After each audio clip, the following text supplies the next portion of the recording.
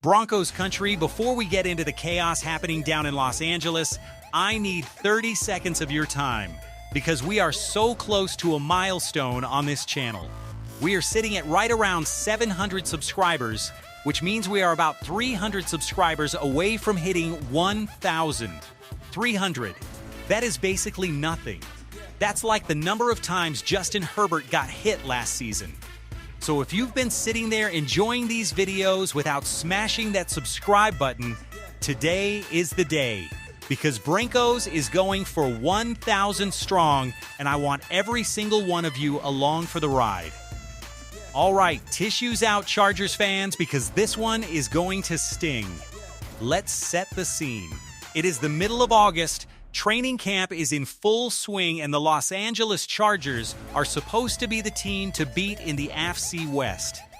That's not just fan talk, that's the so-called experts talking. We had a national analyst confidently penciling in the Chargers to win the division, with the Chiefs coming in second and the Broncos stuck in third place. ESPN's own website basically agreed, slotting the Chiefs first, the Chargers a close second, and the Broncos trailing way behind both of them.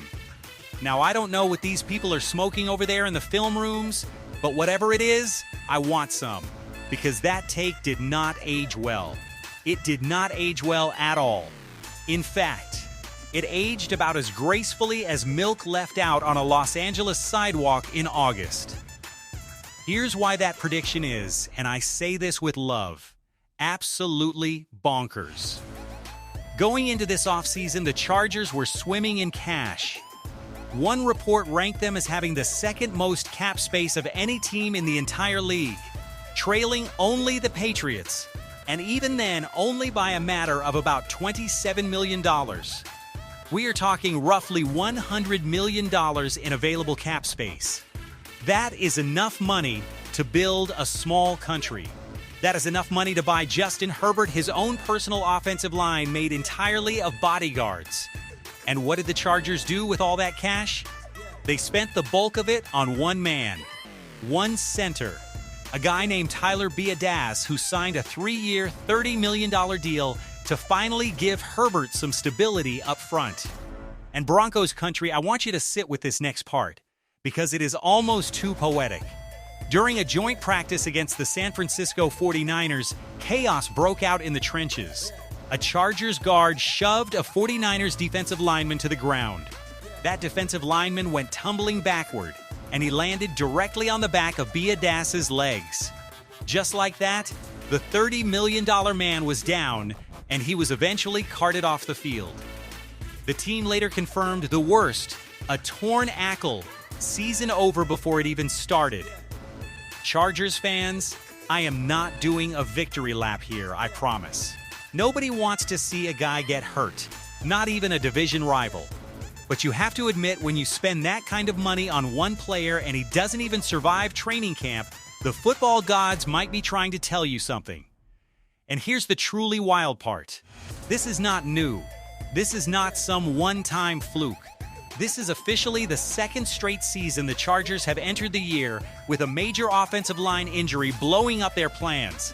Just last summer, their franchise left tackle, a guy who had just become the highest-paid offensive lineman in the history of the NFL with a massive 4-year contract worth over $100 million, tore his patellar tendon in practice, days after signing that deal, and missed the entire season.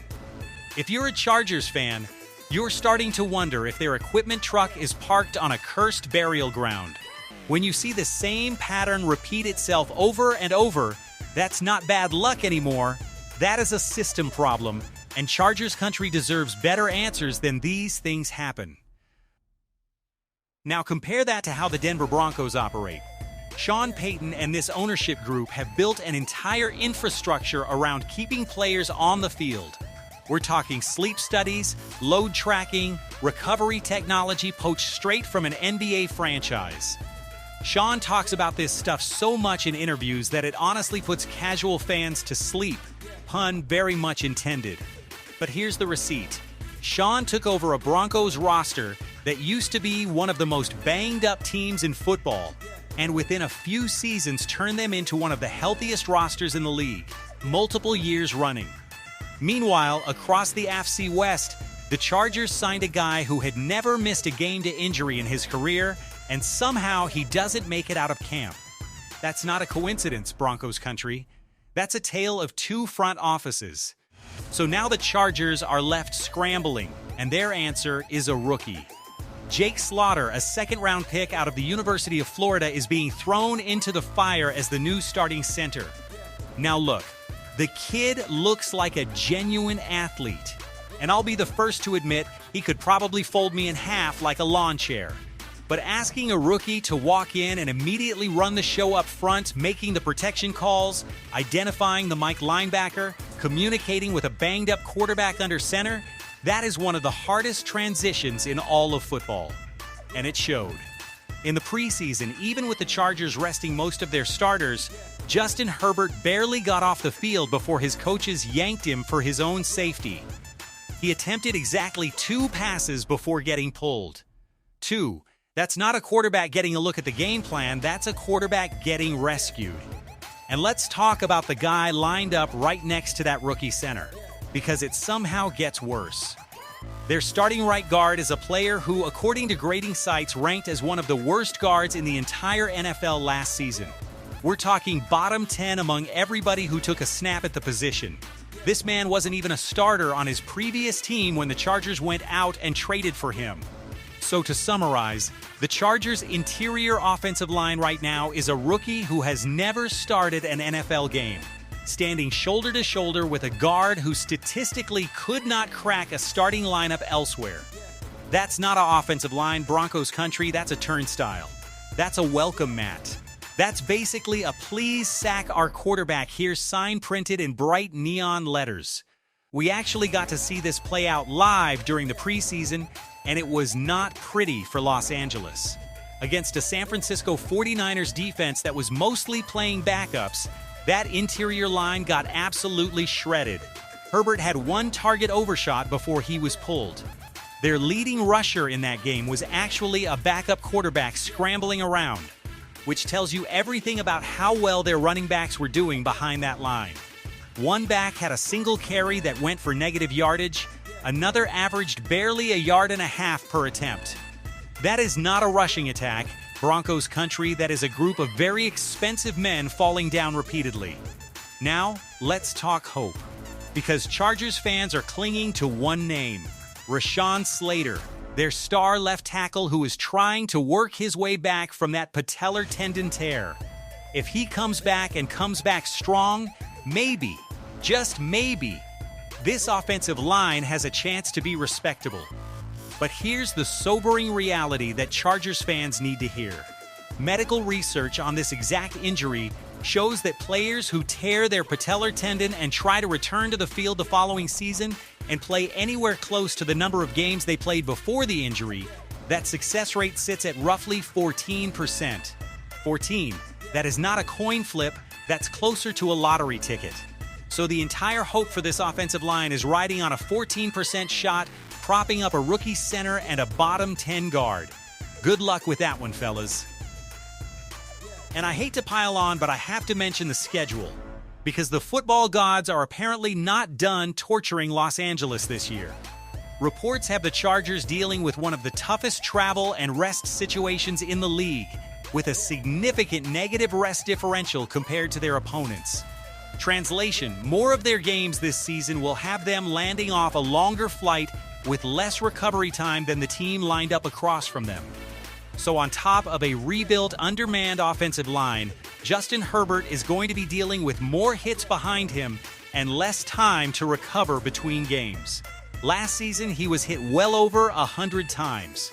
If you're a betting person, and I am not telling you to go bet, that number is not going down in 2026, it is going up. Meanwhile, over here in Broncos country, we get to sit back, grab our popcorn, and watch a rival division opponent implode in real time.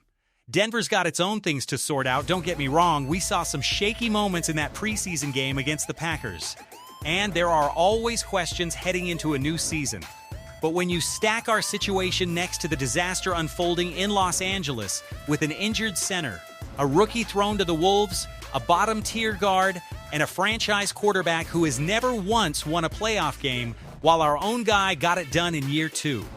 It becomes pretty clear who actually has the inside track in the AFC West this year. Vance Joseph, our defensive coordinator, is almost certainly watching this Chargers film with a big smile on his face right now, already scheming up ways to attack that rookie center when Denver and Los Angeles finally meet on the field. Zach Allen might already have both of those Chargers games circled on his calendar like it's his birthday. Honestly, I wouldn't be shocked if he invited extended family to watch. There's also a fun subplot heading into Denver's upcoming preseason matchup with the Minnesota Vikings. There's been a lot of chatter about whether Sean Payton lets his starters play extended snaps in that game, especially after he made it clear he was frustrated that his guys came out too early in the Packers game. New information floating around the league right now suggests that coaches are leaning toward more preseason reps and joint practice work as the best way to actually prevent injuries rather than wrapping players in bubble wrap.